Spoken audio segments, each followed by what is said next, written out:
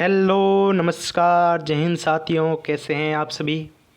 उम्मीद करता हूँ सब मस्त होंगे, स्वस्थ होंगे, ज़बरदस्त होंगे, निरंतर पढ़ाई कर रहे होंगे। तो साथियों, आज हम एक बार पुनः एमटीएस के लिए जीके जीएस की शानदार धमाकेदार रामबाण क्लास लेकर आ चुके हैं। तो सभी के सभी विद्यार्थी एक बार ज़्यादा से ज़्यादा संख्या में क्लास में जुड़ जाइए, क्लास को लाइक और शेयर कर दीजिए। तो चलिए शुरुआत करते हैं। अपनी कुर्सी की पेटी को बांध लीजिए, क्योंकि अब आने वाला है प्रश्नों का सैलाब और एक एक प्रश्न की व्याख्या करेंगे, एक एक ऑप्शन की व्याख्या करेंगे। तो चलिए क्लास की शुरुआत करते हैं, क्लास का शुभारंभ करते हैं। तो पहला प्रश्न है, भारत के सर्वोच्च न्यायालय ने किस मामले में पहली बार संविधान की मूल संरचना का सिद्धांत दिया था। पहली बार संविधान की मूल संरचना का सिद्धांत किस मामले में दिया था। ऑप्शन ए है गोकुलनाथ बनाम पंजाब राज्य, केशवानंद भारती, मिनर्वा मिल्स या ए गोपालन। कौन सा मामला था कि सर जी गोकुलनाथ बनाम पंजाब राज्य 1967 में चला था, वही है, बिल्कुल वही है। तो इसमें सुप्रीम कोर्ट ने क्या फैसला सुनाया, तो इसमें सुप्रीम कोर्ट ने फैसला सुनाया कि संसद ऐसे किसी भी संशोधन को पारित नहीं कर सकती है जो संविधान में मौलिक अधिकार को छीनता हो। तो ये तो नहीं होगा। साथ में कॉपी पेन में नोट डाउन करते चलिए भाई, इंपॉर्टेंट बातें बता रहा हूँ जो नोट डाउन करिए, परीक्षा की दृष्टि से इंपॉर्टेंट है जो बातें। तो चलिए, ए गोपालन बनाम मद्रास राज्य। तो ये क्या था मामला कि इसमें पहला प्रमुख अनुच्छेद 21 मामला माना जाता है। अनुच्छेद 21 मामला ए गोपालन, निवारक हिरासत पर ऐतिहासिक मामले इसमें लिए गए थे। चलिए भाई, ये भी नहीं होगा। मिनर्वा मिल्स लिमिटेड, तो ये मामला क्या था, यह वह मामला था जिसने भारत के संविधान की मूल संरचना के सिद्धांत को विकसित किया। सिद्धांत दिया नहीं है, सिद्धांत को विकसित करने का श्रेय दिया जाता है मिनर्वा मिल्स को। अदालत ने फैसला क्या सुनाया कि न्यायिक समीक्षा संविधान का मूल ढांचा है, इसे संविधान में संशोधित करके संसद द्वारा छीना नहीं जा सकता। तो ये भी नहीं होगा। अपना बचा क्या कि सर केशवानंद भारती मामला, केशवानंद भारती मामला जो क्या था 1973 में चला था। 1973 में चला था, संविधान की मूल संरचना का सिद्धांत दिया था, केरल में चला था और इस मामले को मौलिक अधिकार मामला के नाम से जाना जाता है। कौन सा, मौलिक अधिकार मामला, मौलिक अधिकार मामले के नाम से जाना जाता है। किसको, केशवानंद भारती को। ठीक है, इसमें क्या कहा गया कि केशवानंद ने बिना किसी सरकारी हस्तक्षेप के धार्मिक स्वामित्व वाली जो संपत्ति के प्रबंधन के अधिकार के लिए केरल राज्य को दे दी चुनौती। बाद में एक न्यायमूर्ति थे हंसराज खन्ना, उन्होंने निष्कर्ष क्या निकाला कि संसद को संविधान के किसी भी खंड में संशोधित करने का अधिकार तो है, लेकिन जब तक कि यह संविधान की मूल संरचना का उल्लंघन नहीं करता। अगले प्रश्न पर आ जाओ कि वर्ष 2011 की जनगणना से प्राप्त अंतिम आंकड़ों के अनुसार भारत की साक्षरता दर कितनी है। भारत की साक्षरता दर पूछ रहा है भाई। तो भारत की साक्षरता दर अगर बात करें पुरुष साक्षरता दर की, तो पुरुष साक्षरता दर है 2011 की जनगणना के अनुसार 82.14%। वहीं महिला साक्षरता की बात करें तो वो है 65.46%।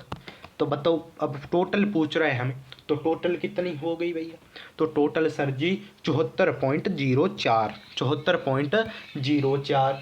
अगर बात करूं कि सबसे अधिक साक्षरता दर किस राज्य की है, तो वो है केरल की। केरल की है सबसे अधिक।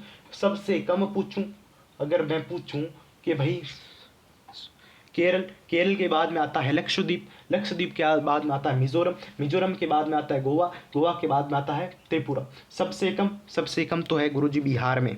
कहाँ पर, बिहार में हो गई सबसे कम। ठीक है, चलिए भाई अगला प्रश्न। उज्जैन के राजा विक्रमादित्य ने किन पर अपने विजय की स्मृति में 58 ईसा पूर्व विक्रम संवत लागू किया था। विक्रम संवत की शुरुआत की थी विक्रमादित्य ने। किस पर, शकों पर विजय जब प्राप्त की तो उस समय शुरुआत की थी इसकी। चलिए भाई, किसे नौसेना प्रमुख के रूप में नियुक्त किया गया है। नौसेना प्रमुख के रूप में नियुक्त किसे किया गया अप्रैल 2024 में। तो किसे नियुक्त किया गया है, तो ये किया गया है दिनेश कुमार त्रिपाठी। कहाँ पर है दिनेश कुमार त्रिपाठी, ये रहा ऑप्शन बी, दिनेश कुमार त्रिपाठी। निम्न में से कौन सा अनुक्रम विजयनगर साम्राज्य की राजवंशों के शासन के सही क्रम को दर्शाता है। देखो भाई, विजयनगर साम्राज्य, सबसे पहले आया संगम वंश, ये रहा संगम वंश, ये रहा संगम वंश, तो ये ऑप्शन तो होगा ही नहीं। चलिए भाई, संगम वंश के बाद में आया सालूब वंश, सालूब वंश ये रहा, उसके बाद आया तुलुब वंश, उसके बाद आया अराविदु वंश। अगर विजयनगर साम्राज्य की बात करें तो विजयनगर साम्राज्य जिसकी स्थापना हुई थी 1336 हरिहर और बुक्का के द्वारा। अंतिम शासक हुआ विजयनगर साम्राज्य का श्रीरंगा तृतीय, श्रीरंगा तृतीय इसका अंतिम शासक हुआ। संगम वंश, संगम वंश जो विजयनगर साम्राज्य का है इसका वही है, संगम वंश कह दो या विजयनगर साम्राज्य कह दो, बात एक ही है। फिर आता है सुलूब वंश, सुलूब वंश सुलुवा नरसिम्हा ने की थी, ठीक है, सुलुवा नरसिम्हा ने। तुलुब वंश वीर नरसिम्हा ने, सुलुवा नरसिम्हा ने सुलूब और वीर नरसिम्हा ने तुलुब, ठीक है। चलिए, और अराविदु, अराविदु वंश अंतिम वंश विजयनगर साम्राज्य का, ठीक है। चलिए, अब एक नाम आता है श्री कृष्ण देव राय। श्री कृष्ण देव राय वो किस वंश से संबंधित है, तो वो है तुलुव वंश से संबंधित। चलिए, पश्तो भाषा भारत के निम्न में से किस पड़ोसी देश में बोली जाती है?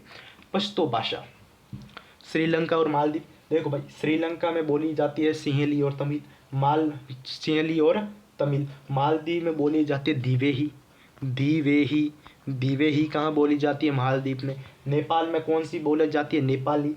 और नेपाल के साथ आ गया नाम भूटान का, भूटान में बोली जाती है जोंगखा। कौन सी? जोंगखा, जोंगखा भूटान में बोली जाती है। फिर चीन में कौन सी बोली जाती है? चीन में मंदारिन चीनी। और म्यांमार में कौन सी बोली जाती है? म्यांमार में बोली जाती है बर्मी। कौन सी? बर्मी, ठीक है। म्यांमार जिसका पुराना नाम भी क्या था? बर्मा था। फिर अफगानिस्तान और पाकिस्तान, अफगानिस्तान में दो आधिकारिक भाषाएं हैं, दो आधिकारिक भाषा, एक तो हो जाती है दारी। कौन सी? दारी। दारी के साथ में आती है पश्तो। दारी और पश्तो ये दोनों कहाँ की? अफगानिस्तान की। और पाकिस्तान की भी पश्तो भाषा है, पाकिस्तान में भी बोली जाती है। निम्न में से किस हड़प्पा स्थल की खुदाई 1960 के दशक में बीके थापर के मार्गदर्शन में की गई थी? बीके थापर के मार्गदर्शन में की गई थी। किसकी किसकी की गई थी? हड़प्पा, मोहनजोदड़ो, लोथल, कालीबंगा। लोथल जहाँ से चावल के अवशेष मिले, चावल के अवशेष मिले सबसे पहले लोथल से, ठीक है भाई, चावल के अवशेष मिले। और हड़प्पा, कालीबंगा, तो बिल्कुल कालीबंगा जिसका आ रहा है बिल्कुल सही आ रहा है। 1951 में अमलानंद घोष ने की थी। फिर 60-61 में किसने की थी? बीके थापर और बीवी लाल ने की थी। चलिए, हो गया। एकमात्र हड़प्पा कालीन स्थल जहाँ से, जिसका निचला शहर किले से घिरा हुआ था, निचला शहर किले से घिरा हुआ था, कौन सा था? कौन सा था? कालीबंगा, ठीक है। फिर नाम आया हड़प्पा। हड़प्पा 1921 दयाराम साहनी के द्वारा रावी नदी के तट पर है। मोहनजोदड़ो 1922 में राखलदास बनर्जी द्वारा यहाँ से नर्तकी की एक कांस्य मूर्ति प्राप्त हुई है। एक सींग वाले पशु की मुहर भी कहाँ से प्राप्त हुई है? वो हुई है मोहनजोदड़ो से। लोथल, लोथल से मैंने बताया चावल की खेती के अवशेष मिले। इसके साथ साथ पहला मानव निर्मित बंदरगाह, पहला मानव निर्मित बंदरगाह वो भी कहाँ से प्राप्त हुआ है? हमें लोथल से। लोथल इंपॉर्टेंट है, याद रख लेना। अंतर्राष्ट्रीय ओलंपिक समिति की स्थापना कब की गई थी? अंतर्राष्ट्रीय ओलंपिक समिति की स्थापना कब की गई थी? 1857, 1896, 1920 या 1894? ओलंपिक समिति जिसकी स्थापना की गई थी सेक्शन में, कहाँ पर? सेक्शन, सेक्शन कहाँ पर? स्विट्जरलैंड में। कहाँ पर? स्विट्जरलैंड में इसकी स्थापना की गई थी। कब की गई थी? तो 1894 को की गई थी, 1894। अब मुझे बताओ कि ओलंपिक खेल की शुरुआत कब की गई? ओलंपिक खेल की शुरुआत के शरद जी 1896 में, 1896। अब आ जाओ कि भारत में पहली बार ओलंपिक खेलों, भारत ने पहली बार ओलंपिक खेलों में कब भाग लिया? तो 1920 में। 1920 में ओलंपिक ध्वज, ओलंपिक ध्वज कब प्रस्तावित किया गया? 1913 में। 1913 में ओलंपिक ध्वज प्रस्तावित किया गया। आधिकारिक तौर पर इसे 1914 पेरिस में उसका उद्घाटन किया गया था। 1920 में भारत ने भाई भाग लिया था और 1920 में ही एंटवर्प ओलंपिक में फहराया गया था ओलंपिक का ध्वज, ठीक है। विश्व स्वास्थ्य संगठन की स्थापना 7 अप्रैल 1948 को हुई, बिल्कुल। इसका मुख्यालय कहाँ पर है? मुख्यालय पूछ लिया भाई, चलो मुख्यालय बताओ कहाँ पर है? कहाँ पर है मुख्यालय? कौन बताएगा सबसे पहले? सबसे पहले इसका मुख्यालय बताएगा कौन? जल्दी से जल्दी कमेंट करो भाई कि सर जी इसका मुख्यालय कहाँ पर है? 7 अप्रैल। 7 अप्रैल को हम क्या मनाते हैं? 7 अप्रैल को हम मनाते हैं स्वास्थ्य दिवस, विश्व स्वास्थ्य दिवस। कब? 7 अप्रैल को। 7 अप्रैल को मनाते हैं विश्व स्वास्थ्य दिवस। बिल्कुल। चलो भाई, अब इसका मुख्यालय पूछ रहा है, बताओ जल्दी से जल्दी भाई। आप ऐसे पढ़ते नहीं हो, इसका मतलब आप पढ़ते नहीं हो मेरे भाई। कहाँ पर है बताओ, कहाँ पर है? कि सर जी जेनेवा में है। जेनेवा कहाँ पर है? स्विट्जरलैंड में है। जेनेवा स्विट्जरलैंड में इसका है भाई।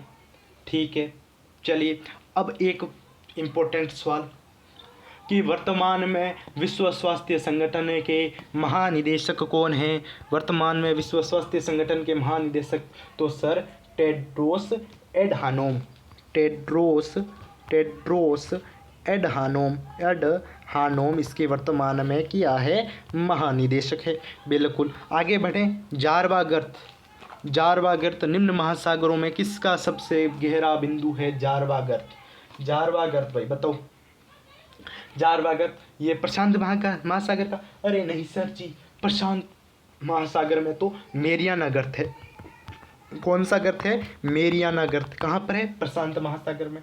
और सर जी फिर अटलांटिक। अरे सर जी अटलांटिक जो विश्व का दूसरा सबसे बड़ा महासागर, जिसमें तो उसका सहरा सबसे गहरा जो है वो है मिल्कोवी गर्त। यहाँ पर तो मिल्कोवी ग्रंथ है सर जी, तो ये भी कैसे हो सकता है?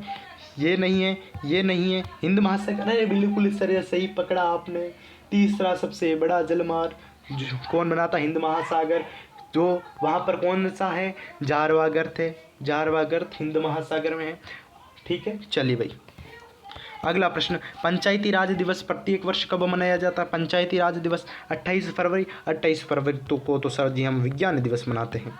8 मार्च को तो हम महिला दिवस मनाते हैं। 15 जनवरी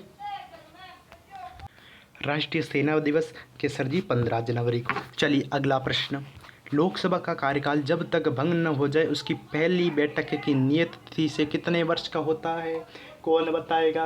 अरे सर जी 5 वर्ष का होता है। कितने वर्ष का होता है मेरे लाल कितने वर्ष का? 5 वर्ष का। लोकसभा का हिंदी नाम 14 मई 1954 को अपनाया गया गुरुजी। 14 मई 1954 को। भारत की सबसे लंबी लोकसभा कौन सी हुई? भारत की सबसे लंबी लोकसभा हुई सर जी 5वीं लोकसभा जो 1971 से 1977 तक भारत की सबसे लंबी। सबसे छोटी हुई गुरुजी 12वीं लोकसभा। सबसे छोटी 1 वर्ष की हुई थी वो। लोकसभा का गठन सर जी संविधान के अनुच्छेद 81 के तहत होता है। अनुच्छेद 81 के तहत इसका गठन होता है। और लोकसभा के जनक किसे कहते हैं? जी.वी. मावलंकर को कहते हैं लोकसभा का जनक। चलिए भाई अगला प्रश्न। मेजर ध्यानचंद की आत्मकथा है। मेजर ध्यानचंद जिनकी आत्मकथा कौन सी है? ध्यानचंद की आत्मकथा कौन सी है? कौन बताएगा सबसे पहले कौन बताएगा? Stem from the heart. ये तो कपिल देव की है। कपिल देव किस खेल से जुड़े हुए हैं बताओ? जल्दी से जल्दी कमेंट कर दो भाई। The race of my life Milkha Singh बिल्कुल। The greatest my own story ये किसकी है? The greatest my own story Muhammad Ali की है। गोल किसकी है? अरे सर जी मेजर ध्यानचंद की। मेजर ध्यानचंद जिनके जन्म दिवस को हम मनाते हैं राष्ट्रीय खेल दिवस के रूप में। कब? 29 अगस्त को हम क्या मनाते हैं? राष्ट्रीय खेल दिवस। हॉकी का जादूगर किसे कहते हैं?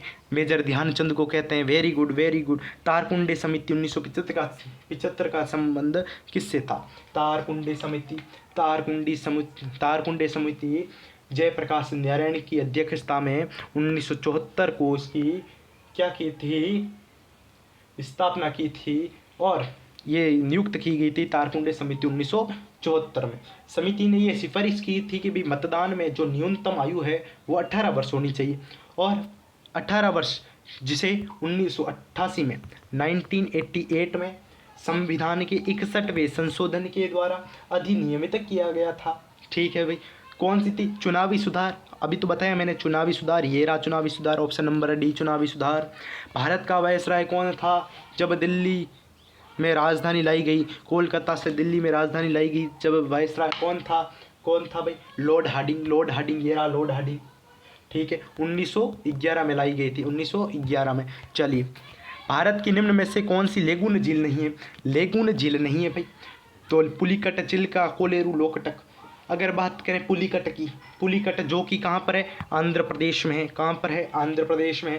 भारत की दूसरी सबसे बड़ी खारे पानी की लेगून झील हरिकोटा बैरियर द्वीप इस झील को बंगाल की खाड़ी से अलग करता है। ठीक है, तो ये तो भाई नहीं होगी। ठीक है, चलिए, चिल्का झील। चिल्का झील सर जी उड़ीसा में है, उड़ीसा में है चिल्का झील, जो भारत की सबसे बड़ी खारे पानी की झील है, सबसे बड़ा तटीय लेगून है। तो ये भी लेगून है, ये भी लेगून है। चलिए, हमें पूछा लेगून झील नहीं है। कोलेरू, कोलेरू भाई, कोलेरू सर जी ये भी आंध्र प्रदेश में है। भारत में ये एक रामसर साइट है, कोलेरू झील भारत की एक रामसर साइट है। गोदावरी और कृष्णा नदी घाटी के बीच स्थित एक प्राकृतिक यूट्रोफिक झील है। चलिए, ये भी नहीं है। लोकटक झील, लोकटक झील कहाँ पर है? मणिपुर में है मेरे लाल। कहाँ पर है? मणिपुर में है। भारत की सबसे बड़ी मीठे पानी की प्राकृतिक झील, विश्व का एकमात्र तैरता हुआ राष्ट्रीय उद्यान, विश्व का एकमात्र तैरता हुआ राष्ट्रीय उद्यान कौन सा है? केरीबुल, केरीबुल, केरीबुल लाई जाओ, केरीबुल लाई जाओ राष्ट्रीय उद्यान। वो कहाँ पर है? लोकटक झील, मणिपुर में। ठीक है भाई, तो अपना आंसर हो जाएगा लोकटक झील। किस किसने लोकटक झील को सही किया है भाई, बताओ, कमेंट बॉक्स में कमेंट करो। प्रसिद्ध शास्त्रीय नृत्यांगना गुरु वेम्पति चिन्ना सत्यम किस नृत्य शैली से संबंधित है? गुरु वेम्पति चिन्ना सत्यम किस नृत्य शैली से संबंधित है? कौन बताएगा? जल्दी से जल्दी बताओ, कमेंट करो भाई, कमेंट करो, कमेंट करो, कमेंट करो जल्दी। गुरु वेम्पति चिन्ना सत्यम किससे है भाई संबंधित? ये गुरु वेम्पति चिन्ना सत्यम के सर जी कुचिपुड़ी से है। कहाँ से? कुचिपुड़ी से संबंधित है। कुचिपुड़ी आंध्र प्रदेश में किया जाता है। ठीक है, तो कुचिपुड़ी के व्यवस्थित और आधुनिक संस्करण की स्थापना किसने की थी? सिद्धेंद्र योगी ने की थी। सिद्धेंद्र योगी ने इसकी स्थापना की थी। किसकी? कुचिपुड़ी के व्यवस्थित और जो आधुनिक संस्करण है उसकी। चिन्ना सत्यम, चिन्ना सत्यम जिन्होंने 1963 में इन्होंने मद्रास में कुचिपुड़ी कला की स्थापना की। कुचिपुड़ी कला मद्रास, कुचिपुड़ी कला मद्रास में इसकी स्थापना किसने की? गुरु चिन्ना स्वामी ने की थी। ठीक है, 1998 में सर जी इनको 1998 में इनको पद्म भूषण मिला था। ठीक है, चलिए, निम्नलिखित में से कौन सा विकल्प दिल की धड़कन और श्वसन गतिविधियों को नियंत्रित करता है? दिल की धड़कन और श्वसन की गतिविधियों को नियंत्रित कौन सा करता है? मेडुला ओब्लोगेंटा, मेडुला ओब्लोगेंटा, मेडुला ओब्लोगेंटा जो मस्तिष्क का सबसे निचला भाग, मस्तिष्क का सबसे निचला भाग होता है, निचला भाग। ठीक है, चलिए आगे बढ़ते हैं। अग्नि वॉरियर निम्न में से किन देशों के बीच एक द्विपक्षीय अभ्यास है? अग्नि वॉरियर, अग्नि वॉरियर जो भारत और सिंगापुर के मध्य, भारत और सिंगापुर के मध्य। ठीक है, निम्न में से कौन सी संस्था भारत में केंद्र और राज्य सरकारों के सार्वजनिक ऋण का प्रबंधन करती है? सार्वजनिक ऋण का प्रबंधन करती है कौन सी संस्था भैया? बताओ बताओ बताओ बताओ, जल्दी से जल्दी बताओ। कि सर जी भारतीय रिजर्व बैंक, भारतीय रिजर्व बैंक, भारतीय रिजर्व बैंक। ठीक है, चलिए, जनवरी 2024 में अशोक कुमार विश्वास को किस क्षेत्र में पद्मश्री मिला था? ये मिला था इनको कला के क्षेत्र में। किस क्षेत्र में? कला के क्षेत्र। कौन सी? टिकुली कला। कौन सी? टिकुली कला को पुनर्जीवित करने के उपलक्ष्य के श्रेय में इनको ये मिला था। और टिकुली कला के भीष्म पितामह, टिकुली कला के भीष्म पितामह, भीष्म पितामह किसे कहते हैं? तो सर जी कहते हैं अशोक कुमार विश्वास को। चलिए, याद करना है आपको, संगणन के समय निकलने वाली उष्मा, यहाँ पर उसका नहीं है भैया, कहाँ क्या है, उष्मा, क्या है, उष्मा, निकलने वाली उष्मा, उष्मा को क्या कहा जाता है, तो उष्मा को कहते हैं क्या, गुप्त उष्मा, क्या कहते हैं, गुप्त उष्मा। चलिए अगला प्रश्न। तो आज की क्लास में इतना ही, फिर मिलते हैं कल रात ठीक 9 बजे इसी क्लास में। तब तक के लिए जय हिंद, जय Bharat, thank you so much. जुड़े रहें, स्वस्थ रहें, मस्त रहें, निरंतर पढ़ाई करते रहें। इस बार हमें सिलेक्शन लेना है। तो चलिए भाई, आज के लिए इतना ही, धन्यवाद, थैंक यू।